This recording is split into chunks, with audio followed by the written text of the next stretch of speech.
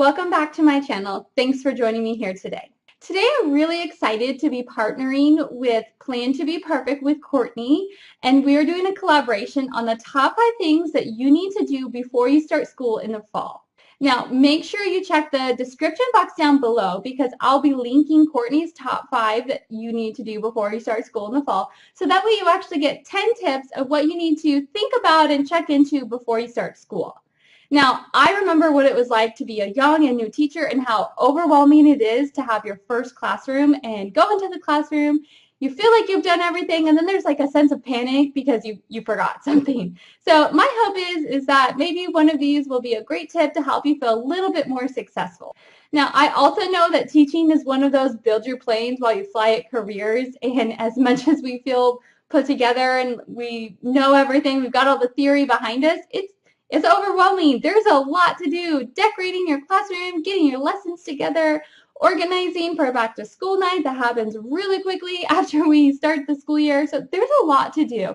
I totally get it. So I hope that this is helpful for you. Please make sure you leave a comment down below in the comments to share. Maybe there's a tip that I've missed or you really think that new teachers really need to have on their mind. But also, I think this is helpful for anyone. So I'm really looking forward to watching and getting tips from Courtney, but also from any tips you guys leave down below. It's just helpful to be reminded and create your own little checklist of things that you need to do before you start school. So my first tip that I have for you today is I want you to create some kind of a student survey. Now, the student survey is a tool that I have used every year to get to know my students right when the school year starts. Typically, this has been done as a do now activity, or it's been like a take-home homework activity on the first day of school. The student survey is a really great tool to collect some basic information about the student. So obviously their first and last name. Also make sure in your student survey that you are asking questions about your student. You want to get to know what are they interested in? What do they like to do? What activities do they do at school? So sports or clubs, what are they involved in? Also, what activities do they do outside of school? Now, this is really helpful because if you get to know any of their coaches, if students are not doing super well in school or they're doing super well in school, you can always make contact with that coach and let them know that student maybe needs a little bit extra encouragement. I'm always looking for adults in the life of the kids that kids are really connected to because those are the people that the students tend to listen to. Now, I also collect information about what kind of books the students like to read, what kind of movies or comic books, whatever students are into, because I really like to integrate that into my lessons to help make whatever I'm teaching engaging to my student. Now, a second tip that I have for you is that before you go back to school, scour the internet for some really great get-to-know-you activities. Now, these activities are so important because they help you to learn your students' names as fast as you can, which is really important for building a strong connection with your student, but it also gives an opportunity for students to get to know each other in the classroom. So for instance, some activities I've done are, I just call it the name game. I don't know if that's what it's called, but I have my students all stand in a circle, and then I usually go first, and then I go last as well. And I say my name, but I do some kind of a gesture at the same time. Like I might say, Mrs. Kyle, with some sparkly fingers. And then the student next to me has to say my name and say Mrs. Kyle with their sparkly fingers, and then they add their name with some kind of a gesture.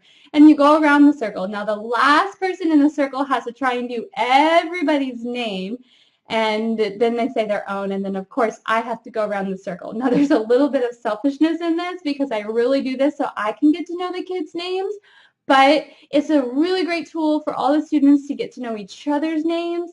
My school is a little bit bigger school where every year the kids get mixed up, so they don't always have the same kids in their class every year. So really great tool, the name game.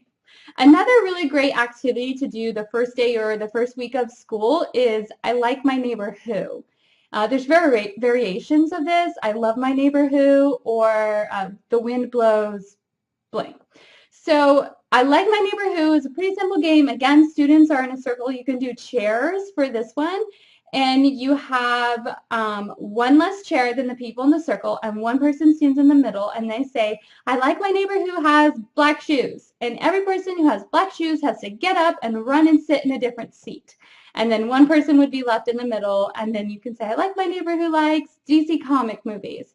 And everyone who likes those movies gets up and moves seats. So this is a really great activity to just get to know each other in the class, to see we have some similarities and differences as well. Now, I've told you before, I'm a huge fan of the Discovering Gifts in Middle School, the Tribes book.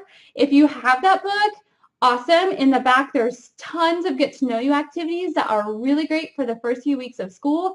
If you don't have this book, you should get it if you're teaching middle school. It is just that good. There's so much in there to help you be really successful. My third tip that I have for you that you really need to think about doing before you go back to school is create your behavior management plan. So whatever this plan is, you might have some kind of an app or program that you use. So go into your Aries account or get your student list and create that virtual classroom for your classroom management as soon as you can. So for instance, for me, I use Class Dojo because I'm in the 6th grade level and they're still kind of elementary, and so they still like Class Dojo.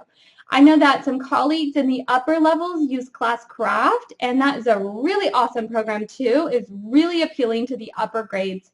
I'm sure 6th grade would like it. Maybe I'll look into it, but I'm the mentor for Class Dojo at my school site, and so I just like to use Class Dojo. But anyway, so what you should do is set up your classroom in Class Dojo and then print your parent letters. And for me, I know that a large number of the parents of my students in my school speak Spanish. So what I will do is I'll print English on the front side and then Spanish on the back side, because I don't assume that everyone knows one or the other. And I give that to students on the first day. Now, I make copies of this because I also have a full set for back to school night. And then if I need to, when I do parent conferences, I have an extra copy set pulled out in a file folder so that when I see parents at conferences, that I can give them the sign-up sheet as well.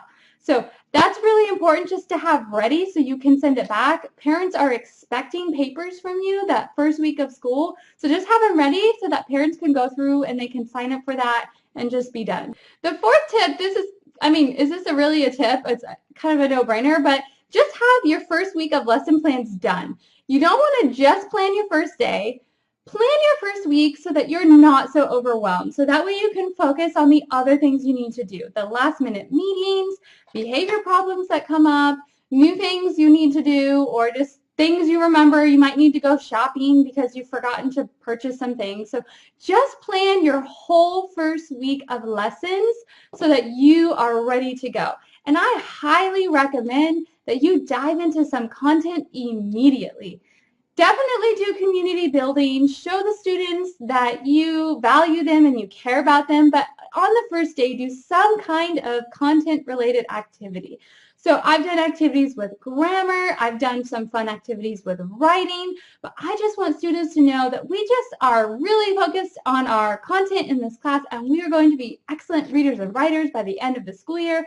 So I want to start the year off strong in my community building, but I also want to start the year off strong in our content knowledge. And my fifth tip, my last tip that I have for you is have your entire whiteboard set up and ready to go. Now, this sounds maybe really silly and like a no-brainer too, but it's just a really good thing to just have done, because when the students come in, you want them getting used to the procedures and the way you do things immediately. Especially with middle school students, change can be really overwhelming and create behavior problems for them. So on the first day of school, just have your whiteboard ready. For me, and I'll see if I can find a picture of this and maybe I can slide it in. Don't judge me if I don't.